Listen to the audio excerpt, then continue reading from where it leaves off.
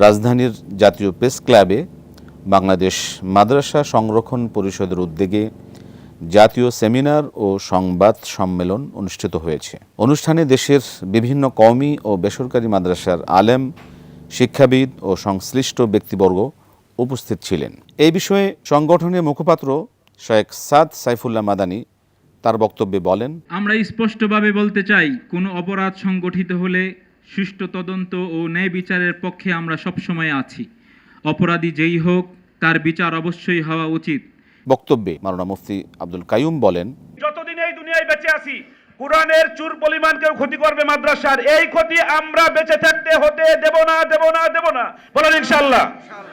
ATN বাংলার vice president ইসলামী programme আন্তর্জাতিক খ্যাতিসম্পন্ন বিশিষ্ট কারি এ কে এম ফিরোজ তার বক্তব্যে বলেন, কোরআনের জন্য সত্যিকারভাবে যে কোরআনের খেদমত যদি কেউ বাংলা জমিনে করে থাকে, তার মধ্যে সর্বোত্তম ও সর্বোৎকৃষ্ট সবচেয়ে ব্যাপক খেদমত হচ্ছে এই হেফজুল কোরআন মাদ্রাসাগুলো সহ এই কওমি মাদ্রাসাগুলো।